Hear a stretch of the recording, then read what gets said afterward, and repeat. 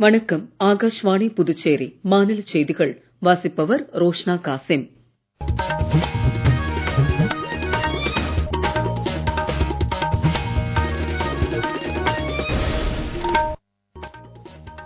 தலைப்புச் செய்திகள். சுதந்திர போராட்ட வீரர்கள் பகத்சிங், ராஜ்குரு, சுக்தேவ் ஆகியோரின் நினைவு தினம் இன்று அனுசரிக்கப்படுகிறது. கடந்த 10 ஆண்டுகளில் இந்தியாவின் ஒட்டுமொத்த உள்நாட்டு உற்பத்தி 2 மடங்காக அதிகரித்திருப்பதாக சர்வதேச நாணய நிதியம் தெரிவித்துள்ளது. வாக்குச்சாவடி அளவிலான பிரச்சனைக்கு தீர்வு காண சட்டப்பேரவை தொகுதிகளில் தேர்தல் அதிகாரிகள் அனைத்துக் கட்சி கூட்டங்களை நடத்தி வருவதாக தேர்தல் ஆணையம் தெரிவித்துள்ளது. ஐபிஎல் கிரிக்கெட் போட்டியில் இரவு 7:30 மணிக்கு சென்னை சேப்பாக்கம் மைதானத்தில் நடைபெறும் ஆட்டத்தில் சென்னை, மும்பை அணிகள் மோதுகின்றன. இனி விரிவான செய்திகள். சுதந்திர போராட்ட வீரர்கள் பகத்சிங், ராஜ்குரு, சுக்தேவ் ஆகியோரின் நினைவு தினம் இன்று அனுசரிக்கப்படுகிறது. இதனையொட்டி பிரதமர் திரு நரேந்திர மோடி அவர்களுக்கு மரியாதை செலுத்தியுள்ளார். அவர்கள் மூவரும் 1928ஆம் ஆண்டு டிசம்பர் மாதம் 17ஆம் தேதி லாகூரில் பிரிட்டிஷ் காவல்துறை அதிகாரி ஜே.பி. சாண்டர்ஸை படுகொலை செய்ய முயற்சி செய்து மரண தண்டனை விதிக்கப்பட்டனர். அவர்கள் மூவரும் 1931ஆம் ஆண்டு இதே நாளில் லாகூரில் உள்ள மத்திய சிறையில் தூக்கிலிடப்பட்டனர். அவர்களது நினைவு தினத்தில் பிரதமர் திரு நரேந்திர மோடி விடுத்துள்ள எக்ஸ் தள பதிவில், நாட்டுக்காக உயிர் தியாகம் செய்த இந்த புரட்சிகர தலைவர்களை அன்புடன் நினைவு கூறுவதாக குறிப்பிட்டுள்ளார்.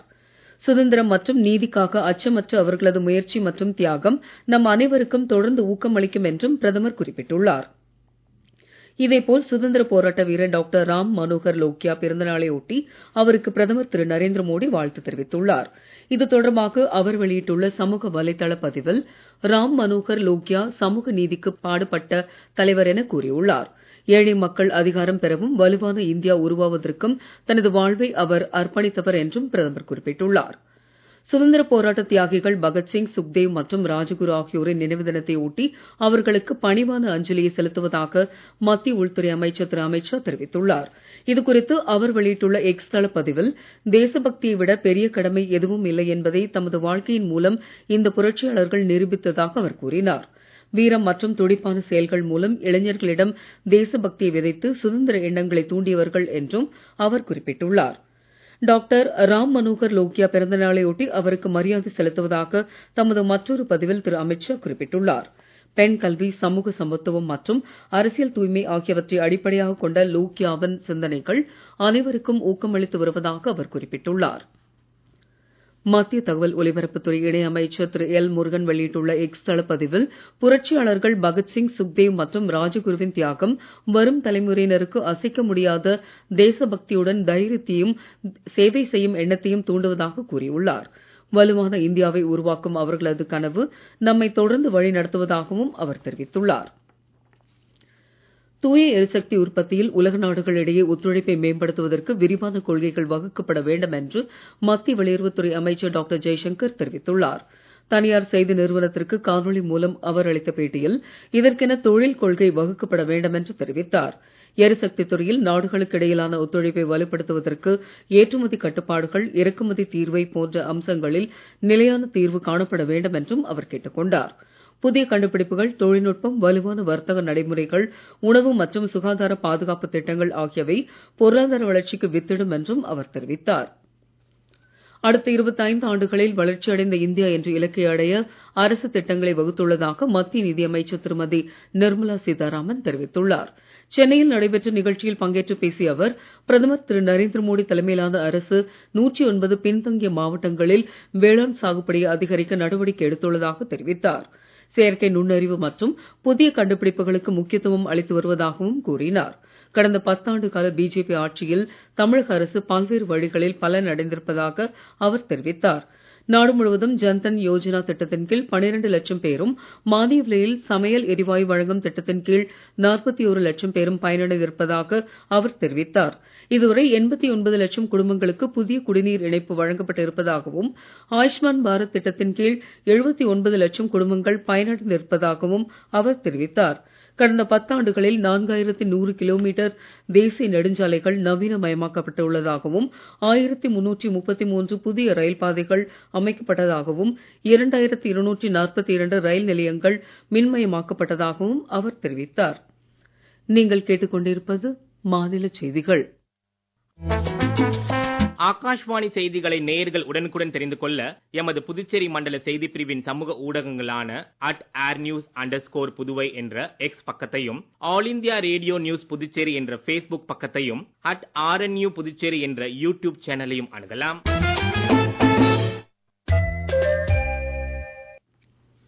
கடந்த 10 ஆண்டுகளில் இந்தியாவின் ஒட்டுமொத்த உள்நாட்டு உற்பத்தி 2 மடங்காக அதிகரித்திருப்பதாக சர்வதேச நாணய நிதியம் தெரிவித்துள்ளது. இதுகுறித்து அந்த அமைப்பு வெளியிட்டுள்ள அறிக்கையில், அமெரிக்கா, சீனா, ஜெர்மனி, ஜப்பான் ஆகியவற்றிற்கு அடுத்தபடியாக உலகின் 5வது மிகப்பெரிய பொருளாதாரமாக இந்தியா தற்போது திகழ்வதாக தெரிவிக்கப்பட்டுள்ளது. பொருளாதார வளர்ச்சியில் ஜப்பானை பின்னுக்கு தள்ளி இந்தியா விரைவில் முன்னேறும் என்றும் அந்த அமைப்பு நம்பிக்கை தெரிவித்துள்ளது. கடந்த 2015ஆம் ஆண்டு $2.1 டிரில்லியன் இருந்த இந்தியாவின் ஒட்டுமொத்த உள்நாட்டு உற்பத்தி 2025ஆம் ஆண்டு $4.3 டிரில்லியன் அதிகரித்திருப்பதாகவும் தெரிவித்துள்ளது. இதன் மூலம் வளர்ச்சி 105% உயர்ந்திருப்பதாகவும் தெரிவிக்கப்பட்டுள்ளது. அதே நேரத்தில் இந்த காலகட்டத்தில் அமெரிக்காவின் ஒட்டுமொத்த உள்நாட்டு உற்பத்தி 66%, சீனாவின் ஒட்டுமொத்த உள்நாட்டு உற்பத்தி 44% அதிகரித்துள்ளது.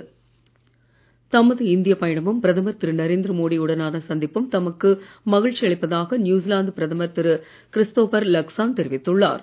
இந்த மாதம் 16ஆம் தேதி முதல் 20ஆம் தேதி வரை இந்தியாவில் சுற்றுப்பயணம் மேற்கொண்டிருந்த அவர் நியூசிலாந்து சென்ற பிறகு தமது பயணம் குறித்து எக்ஸ் தளத்தில் செய்தி வெளியிட்டுள்ளார். அதில் வெலிங்டனுக்கும் புதுடெல்லிக்கும் இடையிலான உறவு வலுவடைந்துள்ளதாக கூறியுள்ளார். இந்தியாவுடன் பாதுகாப்பு, வர்த்தகம் மற்றும் பிற துறைகளில் இருதரப்பு உறவுகளை ஆழப்படுத்துவதில் தமது பயணம் முக்கியத்துவம் பெற்றதாகவும் அவர் தெரிவித்துள்ளார். இந்தியா நியூசிலாந்தின் முக்கியமான நட்பு நாடு என்றும், இரு நாடுகளின் உறவுகளை வலுப்படுத்துவதற்காக பிரதமர் திரு நரேந்திர மோடியை தாம் சந்தித்தது குறித்து மகிழ்ச்சி அடைந்ததாகவும் அவர் தெரிவித்துள்ளார். உத்தரப்பிரதேச மாநிலம் லக்னோவில் ஆரோக்கிய இந்தியா இயக்கத்தின் சார்பில் மத்திய விளையாட்டுத்துறை அமைச்சர் திரு மன்சுக் மாண்டவியா இன்று பங்கேற்பாளர்களுடன் இணைந்து சைக்கிள் பயணம் மேற்கொண்டார். பின்னர் செய்தியாளர்களிடம் பேசிய அவர், காற்று மாசுபாட்டை குறைக்க சைக்கிள் பயணம் ஒரு தீர்வாக அமையும் என்று கூறினார். சைக்கிள் ஓட்டுதல் மன மற்றும் உடல் ஆரோக்கியத்தை அதிகரிக்கிறது என்றும் அவர் தெரிவித்தார். பொதுமக்கள் அனைவரும் 1 மணி நேரம் சைக்கிள் பயணம் மேற்கொண்டு ஆரோக்கியமாக இருக்க வேண்டும் என்றும் அவர் கேட்டுக் கொண்டார். வாக்குச்சாவடி அளவிலான பிரச்சனைகளுக்கு தீர்வு காண சட்டப்பேரவை தொகுதிகளில் தேர்தல் அதிகாரிகள் அனைத்துக் கட்சிக் கூட்டங்களை நடத்தி வருவதாக தேர்தல் ஆணையம் தெரிவித்துள்ளது. தேர்தல் தரவுகளில் முறைகேடுகள் நடைபெறுவதாக எதிர்க்கட்சிகள் தெரிவித்துள்ள குற்றச்சாட்டுகளுக்கு விளக்கம் அளிக்க தேர்தல் ஆணையம் வெளியிட்டுள்ள அறிவிப்பில், நாடு முழுவதும் சட்டப்பேரவை தொகுதிகளில் 4123 தேர்தல் பதிவு அதிகாரிகள் பங்கேற்கும் அனைத்துக் கட்சிகளின் ஆலோசனைக் கூட்டம் வரும் 31ஆம் தேதி வரை நடைபெற உள்ளதாக தெரிவிக்கப்பட்டுள்ளது. இதேபோல் மாவட்ட அளவில் அனைத்துக் கட்சி ஆலோசனைக் கூட்டங்களை நடத்த 788 மாவட்ட தேர்தல் அதிகாரிகள் மற்றும் மாநில அளவில் ஆலோசனைக் கூட்டங்களை நடத்த 36 தலைமை தேர்தல் அதிகாரிகளுக்கு உத்தரவிடப்பட்டுள்ளதாக தேர்தல் ஆணையம் தெரிவித்துள்ளது.